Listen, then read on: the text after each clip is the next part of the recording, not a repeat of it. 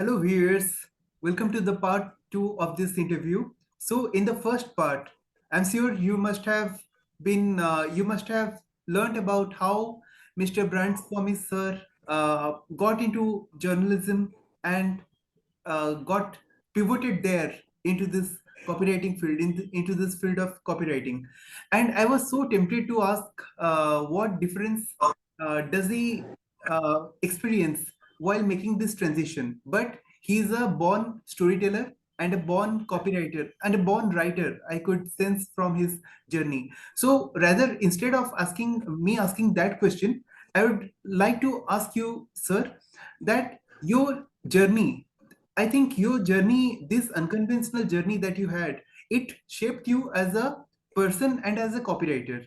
So, but there are many people who enter into this field without any prior experience, with only equipped with bookish knowledge. So, to them, what would you like to tell? Yeah. Hey, that's an interesting question. So people say awards are won in streets. So basically, life is more important than any learning, according to me. So when I learn something, when I read something, how do I understand from a common man's perspective?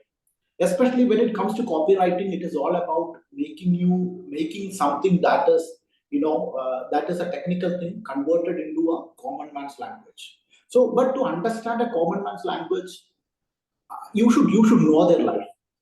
Only those who know the life can write for them. Suppose it's a different kind of people. Common man is not just living in the rural part of the country. A city, urban person is also a common man. A businessman is also a common man. A billionaire is also a common man. Somebody who is living in a slum or a gut he's a common man. And somebody who is living in a five-star luxury property, he's also a common man. So to shift between this paradox of life, okay, from the slums to the five-star facilities, you should understand both sides of the life. So in my life, I always try to identify and to be with people of different strata of life, the millionaires, billionaires, and also very common people you see in the general compartments of Indian Railway, where you see it in the suburban trains, where you see it in the general compartments of the Indian Railway, or you see them in the truck drivers. So how do you understand the life of these two different people? And as a copywriter, you have to write for both parties. It is not just for the common man; it is not for the five-star people. So you read the life of a very big successful person, but you don't understand their life unless and until you are exposed to such a lifestyle. When you are reading about a common man story, you don't understand it unless and until you get exposed to a slum. So this life is more important to conceive something that is written, or you see it in a video by learning something. So the life is more important, but it is not. I'm not negating the importance of reading and learning new things through different platforms. It is not just about books. It is not just about videos. Whatever platforms, learn it and try to compare it with the actual life that you live or you understand. So this is very important. So, sir, that also takes me back to my question that you pivoted from a journalist to a copywriter. Journalists, they write for the elites. They write, suppose you were saying sports journalism, so the sports people, they are very creative with their words, they write, but the reader base is mostly elite. So sir, how was this transition from an elite journalist, because you transformed Manorama's magazine, you also catered to a foreign audience, foreign language, you optimized the paper for that to cater to the abroad, to people who are staying abroad. So how this transition occurred and what it was like for you? That's very simple, Saurabh. According to me, that's a very simple thing. Because when I'm writing for a journalism or a sports or a magazine, I just know my target audience. When I'm writing for a copy for a soap, for example, I just to understand my target audience. It is all about asking one simple question to the brief that you are getting. Why? Why am I doing it? And who is my target audience? If you know your target audience, and if you have a life experience with that kind of a target audience, then writing is a process that automatically comes. Whenever I'm writing for a science magazine, for example, Medical Emerging magazine, my targets are doctors. When it comes to I'm writing for Malabar Gold, my target audience is somebody who is want to get some one sovereign of gold. Yes. So this transition is all about understanding the market. A copywriter is a very common man. Okay, there is nothing called writing. It is all about understanding. Once you understand it, you can transform it into words. So understanding the target audience is important if you are writing for a magazine, if you are writing for an online magazine, if you are writing for a journal, if you are writing for an advertisement copy, or if you are writing a script. Anything. In that case, even if you're writing a film, you should understand your target audience. It But is sir, all about, sir, yeah, yeah. my question is, if you write about Virat Kohli, say you write about football in Kerala or football in India, Sunil Chetri, or you write about cricketing legends like Virat Kohli and Sachin Tendulkar, then you assured that your reader base will be in lakhs, millions, or in crores. But sir, here you are taking a shift from popular sports writing or from journalism that has potential to be read by crores or even more than crores of people to copywriting. So, sir, what made you to change to transition to this? No, Saurabh, that's also again for me. I don't mind whom am I writing for. Is it one person? I used to write for one person, for example. I am working with very premium logistic and shipping companies. My daughter, like I used to work for, oil and field, oil industry. My total client base is five. There are only five clients in the world who can afford my product. But I am writing for five people in the world. But for me, writing is a process. This five people, 50,000 people, 5 million people are same. There is absolutely no logical difference between writing for one person and writing for 500 people. It's all Beautiful. about writing. It's all about making them understand what I'm trying to do. I'm Beautiful, writing a sir. novel. Maybe I'm writing for 50,000 people. Maybe writing for 5 million copies. What difference does it make? No difference. Absolutely no difference. I'm writing only for Saurav. I'm happy because I have a reader. Saurav is my reader. I'm happy about it. My only question is that, do I know Saurav when I'm writing for you? Maybe I'm writing for a Virat Kohli. I'm writing on Virat Kohli and 50 million people reading it. I should know Virat Kohli and I should know 50 million people. I'm writing for Saurabh. I just have to know about you. Then the process is same. Only the number of audience is different.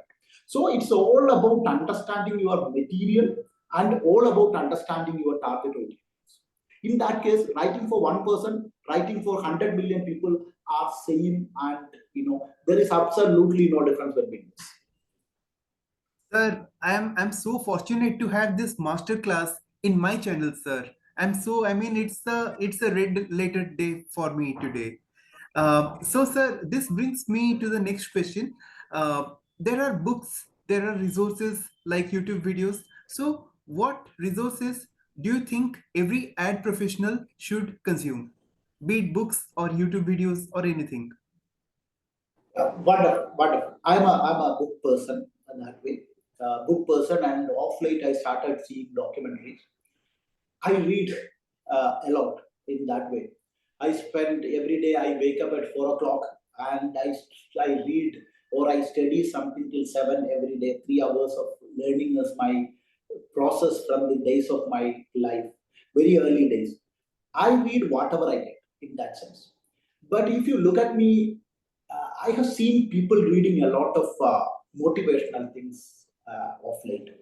But I feel the people should read biographies.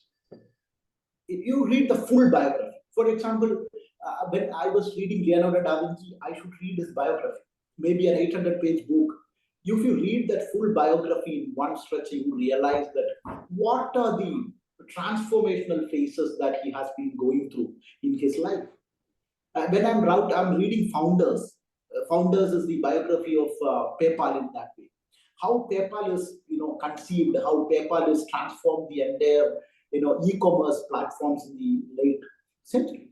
Or I read Steve Jobs, how that story comes in. How I read the publisher, how I read when I'm reading the publisher, how Time Magazine, Fortune Magazine, Sports Illustrated Magazine has been making such an impact.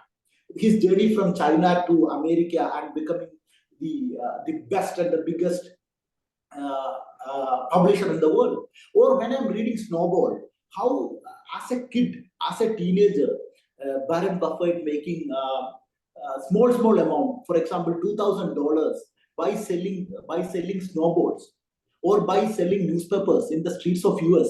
How that same strategy is being adopted when he becomes an investor. So this kind of a life stories. Off late I was reading the very famous Buddha's biography. So when I realized that how Buddha created such a wonderful organization called Buddhism, just by walking on the streets with they were trying to beg something and they were getting something, but how that journey, how he worked with the royal families of that time. We always see Buddha has evolved from a common man. So it's not the story. He actually worked with the rulers of this country and they actually donated him everything. So this story of his life give us a lot of inputs in terms of how to tackle different problems of your life. When it comes to copywriting, I would say this knowledge is. I can tell you one example. One of the clients wanted me to write a copy for an organic company targeting the IT sectors. So they come with me brief. I wrote this copy. Apple is made of carrot. Apple is our symbol, Apple logo. How Apple is made of carrot and a carrot's picture. And I put it in the holding with no other information except one URL. So I learned this from the books. When I was reading Steve Jobs, I know that he was having only organic food from his farm. And when they go to this URL, I know that Steve Jobs is a very readable content. So IT people will always come into this URL. When they come into this URL, I will just put one line. If he had been taking bad food, Apple would not have been born. Subscribe to our organic food. So I came to this copy only because I read his biography. I read Leonardo da Vinci. I read Elon Musk. In that case, reading biography is the mandate for every copywriter, according to me. Don't read copywriting classes. Don't give master classes on the copywriting. You read biographies. Biographies of every possible person. Irrespective of his field, read biographies. You will learn life. Life is all about copywriting. Beautifully said, sir. Beautiful. Sir, who are the personalities whom you admire the most? They may not belong to the same industry that you are in. So, who are the personalities and what you try to learn from them? Absolutely. Okay, I should start with my father because very early stage of my life, my father exposed to me to life. He, no, I have. He hasn't given me any money in my life, so he gives me jobs.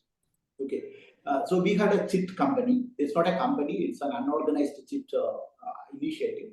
So he told me, Joby, you run it. When I was studying 8th standard, he told me, Joby, you run it. So I have to collect 10 rupees from different people and start running. Every week we take the lucky draw and we will give the money to some person.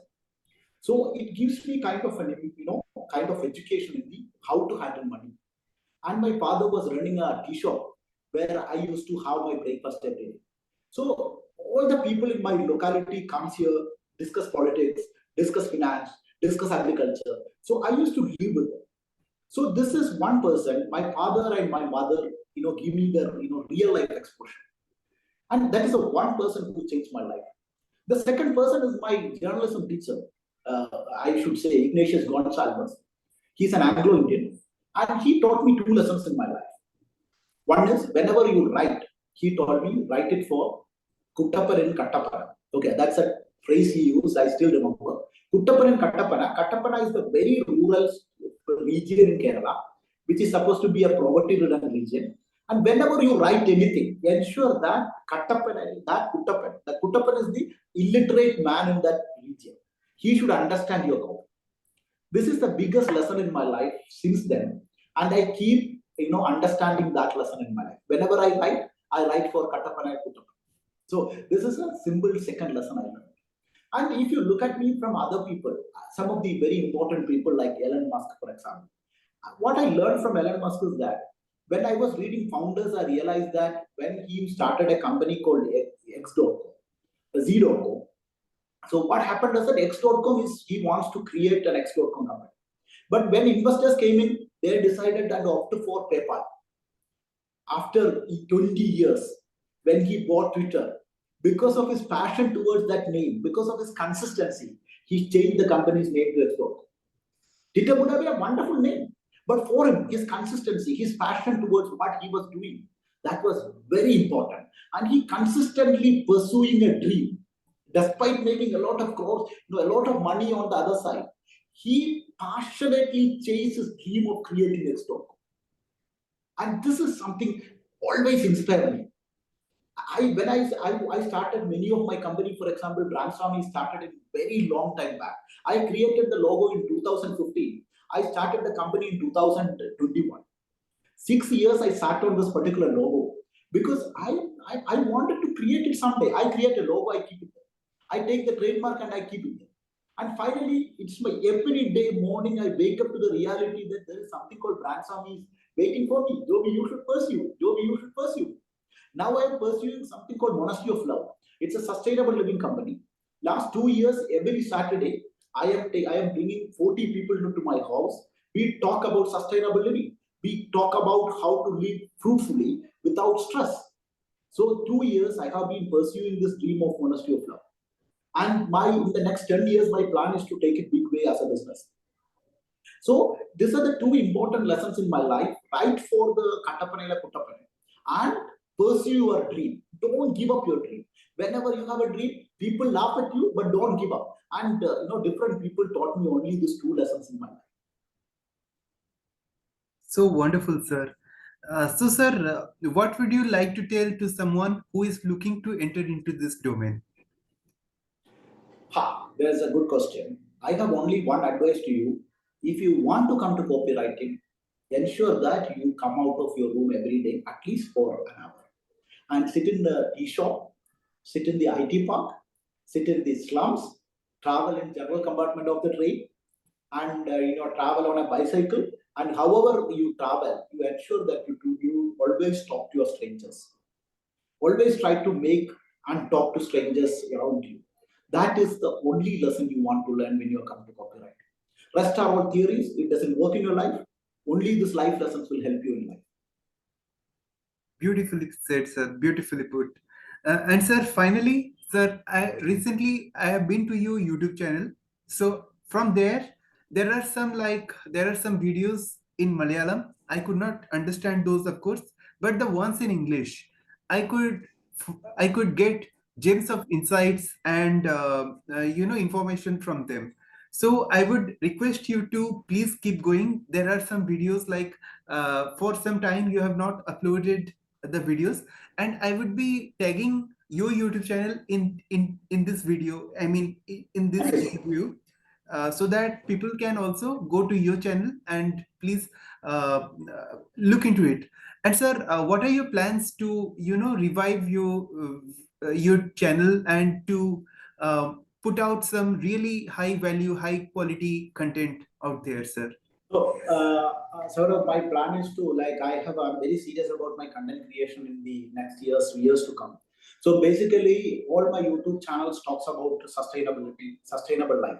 When I talk about sustainable life, I would say how to be happy. Okay, how what makes you happy. Okay, it's not about the money that you make you happy. It is about what you do make you happy.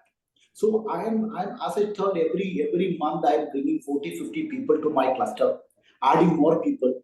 I am talking to them and I want to make people enjoy every bit of life. So one of my friend who is with me in this project, he used to tell me cooking is the most interesting suspect thing if you do mindfully. So I am trying to build as a platform where people understand different lessons of life. Implementing which can be implemented to any profession you are. Look at you are a CEO, but if you don't have a peace of mind, how do you run that organization? If you don't know how to manage your time, then how do you actually make your progress? So I am this particular YouTube channel or my company called Monastery of Flowers building is a lot of curriculum and a lot of interactive programs in the coming months. We are starting in January 6th with our first residential program with one of the best India's, therapeutic yoga practitioner. So we are conducting residential programs and we create content out of it and we start uploading it in the next year. So that is a plan. It's all about happy living. Beautiful, sir. Beautiful. And I wish all the good luck, all the, like God's every bit of, if whatever you are planning to do and whatever you are envisioning it is so beyond money and beyond materialistic things. So more power to you, sir. Please keep on going at this. I mean, whatever you're trying to achieve. And sir, I would like to thank you very much again from the bottom of my heart to be a part of this interview. And thank you very much, sir. I thank you very much, and have a great day and a great life, sir. Thank you so much, sir.